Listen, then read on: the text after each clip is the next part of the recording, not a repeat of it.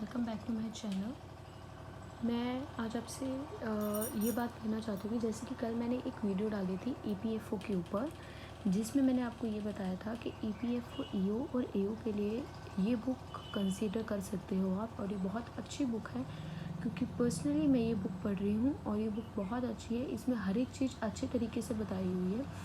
But हाँ, इस book में आप सिर्फ इस बुक के भरोसे नहीं बैठ सकते हो, आपको एक सोर्स और ले लो, but more than two sources are not enough. आप ऐसा कर सकते हो कि कुछ न्यूज़पेपर्स वगैरह आपको रीड करने ही पड़ेंगे, क्योंकि अगर आपको पेपर पास करना है, पेपर क्लियर करना है, तो आपको ज़रूर करना पड़ेगा। क्योंकि जैसे कि आपने देखा पिछली बार कट ऑफ काफ़ी अच्छी गई थी, बच्चे बहुत ज़्यादा मेहनत करते हैं, तो इसी वजह से बट आप उस बुक को कंसिडर ज़रूर कर सकते हो। वो बहुत अच्छी बुक है और प्लस न्यू एडिशन से रिलेटेड है। आज मैं आपको मैथ्स के क्वांट के बारे में बताऊंगी कि कौन कौन से ऐसे चैप्टर्स हैं जो कि बहुत ज़्यादा इम्पॉर्टेंट हैं और वो एक दूसरे से ज़्यादा लिंक भी करते हैं। अगर आप इन चैप्टर्स को अच्छे से पढ़कर जाएंगे तो आप क्लियर कर पाएंगे। आपके लिए बहुत ज़्यादा आसान हो जाएगा कि कॉम्पिटिटिव एग्ज़ाम्स को क्लियर करना। ज़रूरी नहीं है कि ये सिर्फ यूपीएससी ईपीएफओ के लिए हो, ये बाकी सारे एग्ज़ाम्स के लिए है, बैंकिंग के लिए भी है, रेलवे एग्ज़ाम्स वगैरह के लिए भी है। देखो, क्वांट एक ऐसी चीज़ है जिसमें आप बिल्कुल भी लूप होल्स मतलब लूज पॉइंट्स मतलब लूज नहीं छोड़ सकते हो। ठीक है, आपको उसमें बहुत ज़्यादा मेहनत करनी पड़ेगी। ठीक है ना।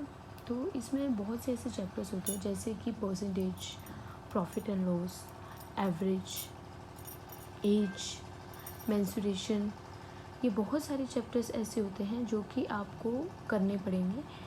इसमें से परसेंटेज चैप्टर ऐसा है जो कि बहुत ही ज़्यादा बेसिक चैप्टर होता है। परसेंटेज से ही बहुत से मोस्टली बल्कि सारे चैप्टर्स लिंक करते हैं। तो मैं तो यही कहना चाहूँगी, परसेंटेज एक ऐसा चैप्टर है जिसको आपको बहुत अच्छे से समझना पड़ेगा, क्योंकि हर क्वेश्चन के करने के तरीके बहुत अलग अलग होते हैं। ज़रूरी नहीं है एक क्वेश्चन को आप जिस तरीके से करना चाहो वो उसी तरीके से सॉल्व हो। उसके और भी अदर मेथड्स होते हैं जिससे आप उस क्वेश्चन को बहुत ही ईजिली और बहुत ही लेस टाइम में आप सॉल्व कर सकते हो। तो परसेंटेज ऐसा चैप्टर हो गया जिसको आप बहुत अच्छे से सॉल्व करो, और अगर आपने परसेंटेज अच्छे से समझ लिया उसके साथ साथ आप बाकी चैप्टर भी अच्छे से समझ लेंगे। उसके बाद आता है profit and loss. Again profit and loss भी बहुत इजी चैप्टर है, क्योंकि एक गाइस मैं आपसे एक बात और कहना चाहती हूँ। पर्सनली जैसे मैं बैंक एग्ज़ाम्स देती हूँ, मैंने क्लियर भी करे हैं एग्ज़ाम्स, प्लस मैं आपको अपनी एक्सपीरियंस से ये बताना चाहूँगी कि एग्ज़ाम्स में जो क्वेश्चंस होते हैं वो रिपीट होते रहते हैं, मतलब मोस्टली सेम पैटर्न से आते हैं। बहुत रेयर ऐसा चांस होता है कि आपका क्वांट में बेसिकली पैटर्न चेंज हो। तो आप जब भी तैयारी करते हैं या एग्ज़ाम देने जाते हैं, आप पिछले एग्ज़ाम्स के जो क्वेश्चंस होते हैं वो ज़रूर सॉल्व करें, और उन्हीं क्वेश्चन से रिलेटेड आप अदर क्वेश्चंस भी सॉल्व करें, क्योंकि ये बहुत ज़्यादा इंपॉर्टेंट होता है। क्योंकि मोस्टली हर बार क्वेश्चंस सेम पैटर्न के ही आते हैं, कोई ज़्यादा चेंज नहीं आता है, थोड़ा बहुत ही चेंज आता है। अगर आपका बेस क्लियर है तो आप इजीली मेरी ही तरह अपना एग्ज़ाम क्लियर कर पाएंगे। तो ऐसे ही मैथ के लिए और भी बहुत सारे चैप्टर्स होते हैं, जैसे कि मैं आर एस अग्रवाल बुक है, ये बहुत ही ज़्यादा बेसिक है, बिगनर्स के लिए बहुत अच्छी बुक है। अगर आप ये सोचते हैं कि मुझे कोई भी एग्ज़ाम क्लियर करना है तो मैं कौन सी बुक से शुरुआत करूँ, तो गाइस आर एस अग्रवाल एक बहुत अच्छी बुक है। ये हर एक कॉम्पिटिटिव एग्ज़ाम के लिए है। इसमें ये भी लिखा होता है, मेंशन किया होता है कि कौन सा क्वेश्चन कौन से एग्ज़ाम में और कब आया था, तो ये भी आपके लिए आसान हो जाता है। इसके लेटेस्ट एडिशन भी आते हैं, आप वो भी ले सकते हैं।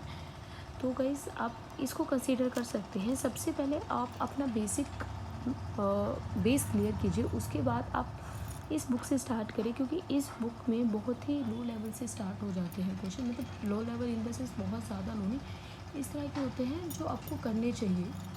मतलब ऐसे छोटे छोटे स्टेप लोगे तभी आपको सक्सेस मिलेगी। आप सबसे पहले आर एस अग्रवाल सॉल्व करो, उसके बाद आप कोई और बुक लो, जैसे कि आशीष अग्रवाल की मैथ्स की बुक है, वो बहुत अच्छी बुक है। उसमें एडवांस लेवल के बहुत से क्वेश्चंस हैं, आप वो भी सॉल्व कर सकते हैं। बट वो आप आशीष लेवल जो आशीष सर ने जो बुक पब्लिश की हुई है, वो बुक आप तब करो जब आपका ऑलरेडी बेस क्लियर है। ऐसे कोई फ़ायदा नहीं होगा कि आपका बेस क्लियर नहीं है और डायरेक्टली उन्हीं की बुक सॉल्व कर रहे हो, नहीं, ऐसे कोई फ़ायदा नहीं होगा।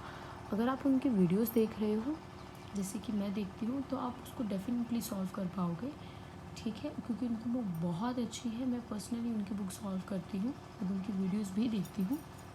तो ऐसे ही गाइस मैथ्स को प्लीज़ टाइम दीजिए, ज़्यादा से ज़्यादा सॉल्व कीजिए, क्वेश्चंस को सॉल्व कीजिए। जैसे कि इसमें आप कंटेंट देख सकते हैं, कंटेंट जैसे कि आप देख सकते हैं, ये सारे के सारे मैथ्स के कंटेंट्स हैं। Percentage, profit and loss, ratio and proportion, partnership, time and work, pipe and cistern, time distance, problem on trains, boat and streams, alligations. ये कुछ ऐसे चैप्टर्स हैं जिनमें से क्वेश्चंस हमेशा रिपीट होते ही होते हैं, चाहे आप बैंकिंग के एग्ज़ाम लगाओ या कोई और एग्ज़ाम्स लगाओ। तो गाइस ये कुछ ऐसे चैप्टर्स हैं जिनमें आप बहुत अच्छा स्कोर कर सकते हो। Plus simplification, number series, quadratic equation, ये तो है ही। इन सब पे तो आपको अच्छा मैनेज करना पड़ेगा, बहुत अच्छी स्पीड बनानी पड़ेगी, तभी जाके आपको सॉल्व करना पड़ेगा। गाइस होप करती हूँ आपको आज की वीडियो अच्छी लगी होगी। ऐसे ही और यूज़फुल और मोटिवेट वीडियोस देखने के लिए प्लीज़ मेरा चैनल सब्सक्राइब करें और लाइक करें। Thank you so much.